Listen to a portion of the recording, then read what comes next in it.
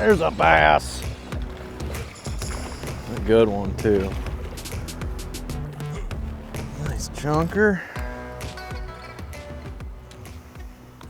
Little beauty mark on him. Good quality bass. Doing a little early fall transition flipping right now. Doing some milfoil flipping. It's that fall transition. Nights are getting colder, fish are moving into the thicker grass, and in my eyes this is straight braid stuff.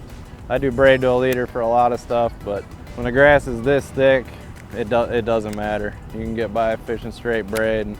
This one I'm using now is the Suffix 131. It's a 13 strand braid, and what that does for me, that makes it super quiet. Well, it basically makes it super smooth, which in turn makes it super quiet, which is nice on the guides and stuff, but the biggest thing is when you're fishing in the grass. If you use a 4 strand braid, they're really rough. When your bait's falling down into that mat or into that thick clump of grass, they can feel all that vibration, and it makes noise going in there, and especially when you're yo-yoing it on stuff. Basically, if you can surprise these fish, it's mostly a reaction bite. You're dropping a big weight on their head, but it's no different than jiggling your bait on the top of the mat. If they know it's coming, you're a lot less likely to get a bite. So the stealthier you can be, the better. This braid also features a strand of gore, which makes it essentially, it's a slow sink braid. It's not a floating braid, which I prefer for bottom contact baits. It acts more like a fluorocarbon as far as the action imparted on your bait and the way it falls, versus a true floating line like most braids are, which are really good for your top water stuff, frogs, and walking baits, popping baits. I prefer a floating line for that, but this one actually has a little bit of sink, and which makes a big difference when you're doing braid to a leader. If you're throwing football jigs out in 20 feet of water, it fishes a lot different than a standard floating braid. A lot of guys are really into that 65 or even 80 pound, and a lot of guys use 50. I use 2 sizes. I use 30 and 40. The advantage to that, in my opinion, is when you're hooked up. Well, I think you're going to get a few more bites having a thinner diameter line. A lot of times it don't make a big difference, but where it really shines is when you're fishing that heavy grass once you've hooked a fish. The smaller diameter, especially when you get down to that 30-pound stuff, I've actually cut reeds with that, where you use like a 65-pound braid. Everything just wants to fold over and ball up on your line, all the grass does. And when you use like a 30 or a 40, that real small diameter, it just seems to cut through the stuff a lot better when you have one hooked up, and you can get those fish out of there a lot easier and land a lot more. When you get them balled up in there, that's when a lot of times when they come off. And you use a 65-pound braid, which people think you need, but in reality a 30-pound braid, its breaking strength's still going to be stronger than any 25-pound mono, and pretty rare breaking that on a fish. So I really like the lighter lines. I think they fish quite a bit better, a lot less wind resistance on them, and like I said, mostly it's for cutting through the grass once I've hooked a fish. Where if I use a really big braid, it just seems to kind of fold up on the line and you're really fighting it. So I'll use 40, and like the super heavy stuff, that's like my punching line.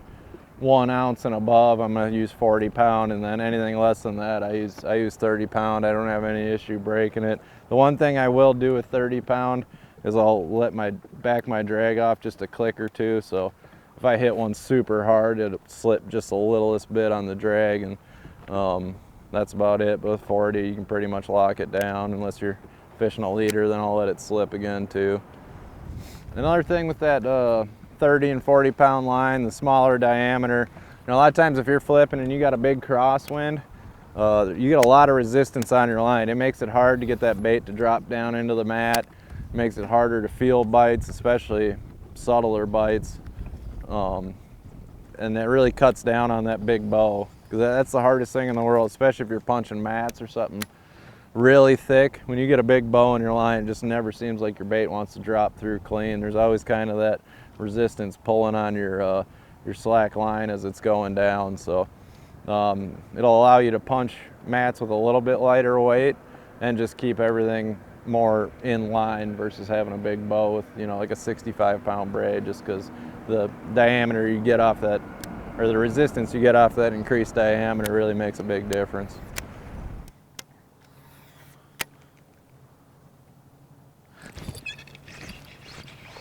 Nice, got us a bass. A little thick grass flipping. That's pretty much the key to having that braid. It's the most important part of the setup. Rod, reel, line, hook all matter, but you know, without that, you're gonna be scrambling. Nice little chunker. And when I first got this line, it was they came over from Europe. It wasn't real readily available. I got one spool of it, fell in love with it, so I've been babying it on this reel. I've had that on there for 2.5 full seasons on the Elite Series and fishing around home, and you can see the fade difference versus this is brand new. Been fishing a couple days on this line and hasn't lost a ton of color. Still a pretty nice green, match your grasses, and stay pretty camouflage. And I got a lot of casts on that reel right there, so the color holds up really good on that line too. You can save a ton of money. Fluorocarbon's really expensive, and I like either straight braid or braid to a leader for most of my bottom contact stuff. And even though it's a higher end braid, it's a little spendy. You can fill at least 2 reels off of one spool, and like I said, you can use that for 3 years. And as much as I fish compared to an average guy, that's probably closer to, you know, 5 years on an average guy's reel. So that's a lot of life out of a reel versus spooling that straight fluorocarbon and having to change lines every, you know, a couple times a year, every week, depending on how much you're fishing. Fluorocarbon really just doesn't hold up the way braid does. And it stays smooth too. It's not all frayed up real bad. And like I said, that's 3 years of fishing on that line, and that'll save you a ton of money versus having to refill your spool every couple weeks with fluorocarbon just to cut it off and throw it away. This stuff, you can buy one spool for leaders, and you could use that for years, just cutting little 10-12 foot chunks and tying them to the end of your braid. For flipping reels, I prefer an 8-to-1 speed. You know, just makes me more efficient on the water. I flip in there, shake it a couple times, burn it in, make another pitch. The one thing when you get up in gear ratios, you do lose a little bit of power.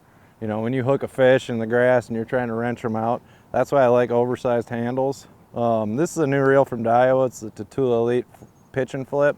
This one's kind of made for that. It comes with the oversized handle already. Before this one came out, I was putting 100mm handles on mine.